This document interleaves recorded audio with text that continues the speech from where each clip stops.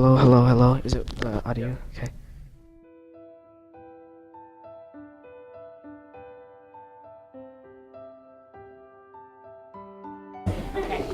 Awesome. So settle, what they call it, settle into your body. It's funny, you're so used to coming to school and it's just going to be one thing after another. We're asking you to do this, do that. Think about it, right? Even PE. Go run that mile. You know, my class, do your agenda. So you get this chance now because there's about 100,000 schools that are doing this and the kids are getting tons out of it. Like one school that had a huge amount of kids dropping out, and this is an elementary school. Really, like that's how heavy that neighborhood is, right? And they had detentions and they had suspensions and expulsions, and they started doing mindfulness training instead of expulsions, you know, instead of detention actually. That's where it started, and the kids got a lot out of it. So as we progress with this year, we're trying to give you skills to help you come to school, and there's going to be moments when you can just sit and you can do this anywhere, really, when you get good at it. And some of the people I've worked with had horrible things happen, and you know what they used to do was feed the anxiety. In fact, I'll use me as an example. My dad was dying last year. He was in intensive care.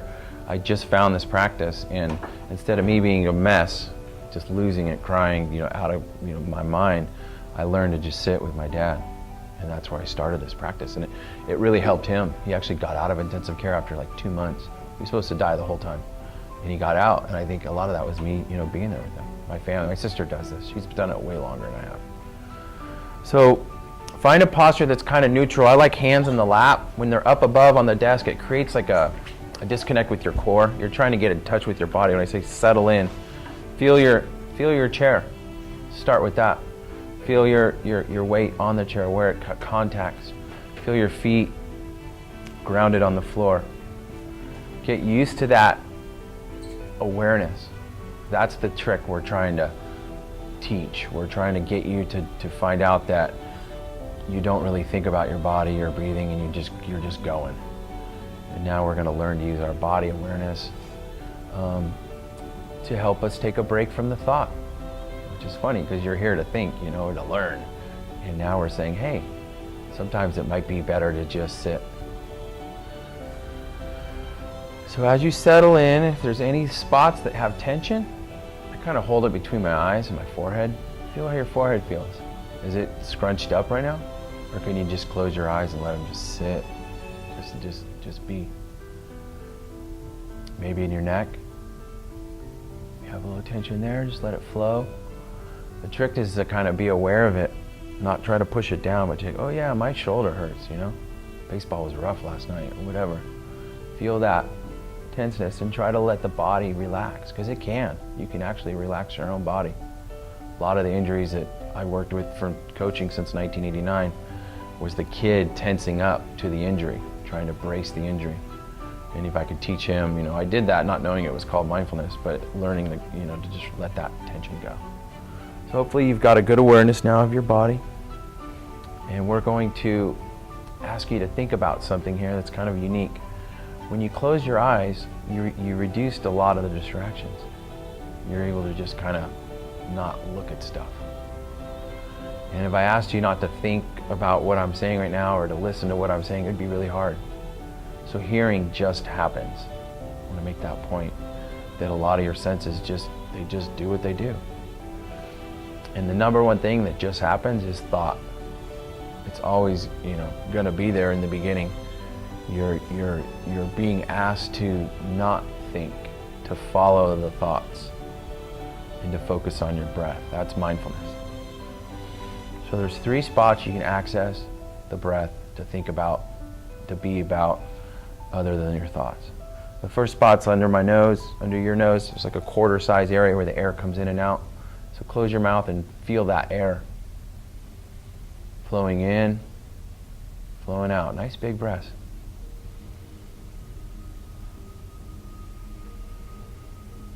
Feel that region under the nose, the nostrils.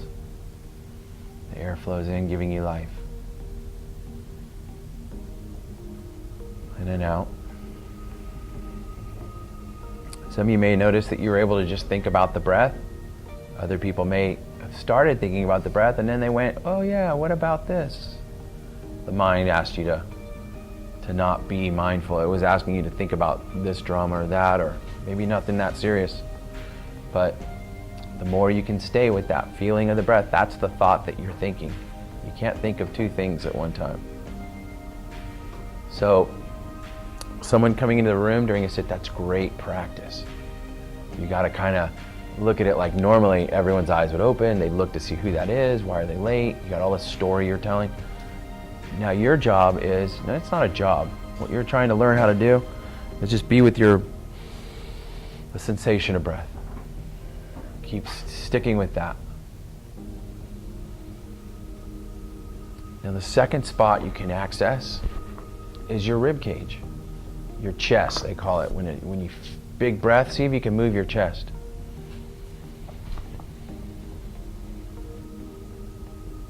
Instead of focusing on the door opening, focusing on your rib cage. Your shoulders actually move during big breaths. If you're just coming in, we're settling into a practice of following the breath instead of following the mind, the thoughts that you follow all day long until you go to sleep. So now you've got two spots, the spot under your nose, that I'm not trying to influence you, but my kids know that's my favorite spot. It's fast. I can feel it right away. The moment I just think of that area, I can feel the air coming in. I'm starting to appreciate my rib cage more. I had an injury that used to take all my thought, and now I like feeling my ribs move. I never really thought about the rib cage being so fluid. It moves. All those bones in the rib cage are designed to move independently. It's like a wild device. It's a cage around your heart, in your organs. Protects them. Feel it move.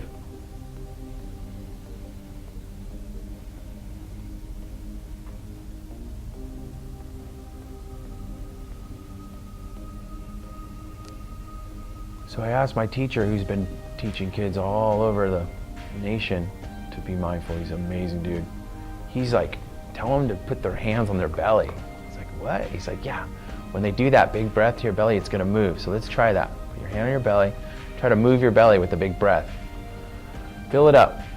It's okay to have it feels like a pot belly. Like for me, it's a little paunch, because I'm sitting down. My organs are right there. I'm touching them, but I'm making them move with my breath. See if you can do the same. And just think about that movement.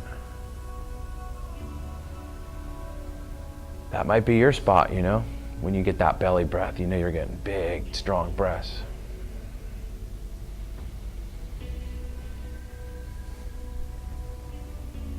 So now I'll ask you, you're aware of the three regions. Pick your favorite. And let's try that for a little bit. Where the thought is that area, that movement, that life-giving breath, just focus on that and not think about anything else.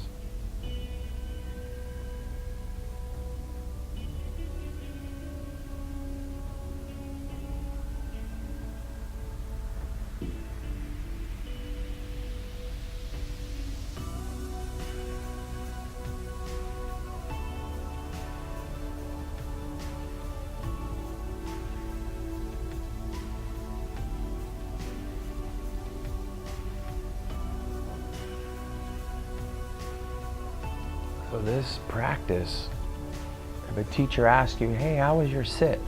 A friend wants to know what your sit was like. That means what we're doing right now, this practice of just being with your breath. A couple of things you need to be aware of, that the breath is so subtle and so not that exciting. Even when you ran the mile and you're puffing and huffing and you're trying to get back to normal, it's not that exciting. So I'm asking you to do something that's, how does that compete with your mind, which is like the greatest story ever told? Never stops. How do you compete with that? Well, that's why it's called practice.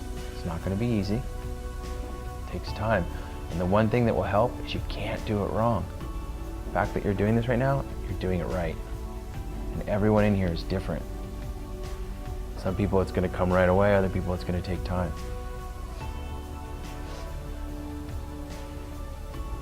And don't be hard on yourself. If this whole time you're like, oh, I'm thinking about soccer again, that's like the 20th time. That's okay. That's totally normal. That's what you've been doing your whole life. Why would one 5-minute sit change that, right? So don't be hard on yourself. It's good to remember that meditation or mindfulness is called, for me, my teacher calls it remembering and forgetting. So when you're sitting here and you forgot to follow the breath and you remembered, that's mindfulness. You came back to this present moment, which is your breath. What's more present than the breath? It's happening right now. It's happening every second of your life, even when you hold your breath. That's happening inside your body, going through your blood, feeding your cells. It's pretty awesome, breath. Learn to appreciate it, and you're gonna find that your anxiety levels, your stress, it's gonna be a lot less. The athletes in the room know what I'm talking about.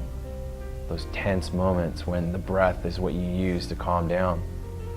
Or if you had a traumatic experience and the crying is so intense that it affects your breath. But the moment you control your breath, you find this nice ability to like just come back to the present moment. Whatever was making you cry and not be able to breathe, you let that go. You learn how to sit. You know, you've been doing this for your whole life. So things I'll leave you with is the next week or so, if you find yourself in a tough situation, just sit. Access one of those 3 spots. Be with the breath instead of the thoughts, and you'll find out that you're going to have this nice calm. It's going to just happen. And the more you sit, the better you get at it.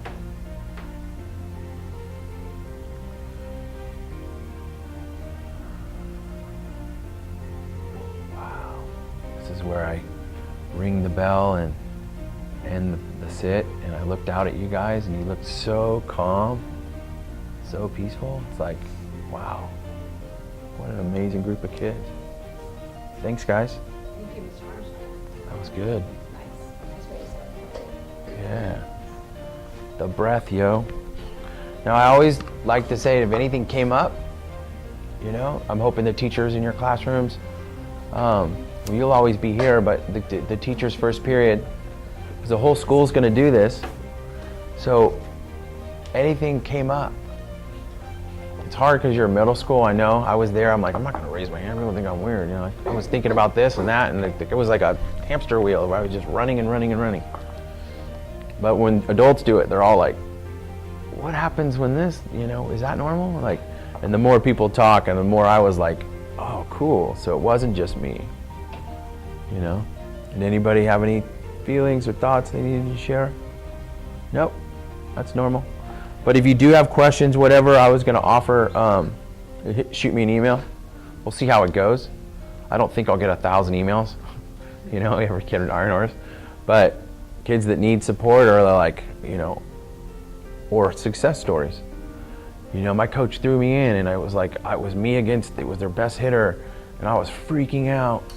And I tried to breathe calmly, and I found out that I could beat this guy, and I did. And it was like, yeah, the breath, you know. I wrestled in college. I flew all over the country wrestling, and I didn't know what I was doing, but in gnarly situations, if I lost my breath and I started to hyperventilate, I'm done. A dude just slammed me on my head. So I had to stay calm. I had to control the breath, and I didn't know it was a thing. No one taught me that it was like, yeah, dude, people have been doing this for thousands of years. This is one of the oldest practices there is, being mindful. So try it.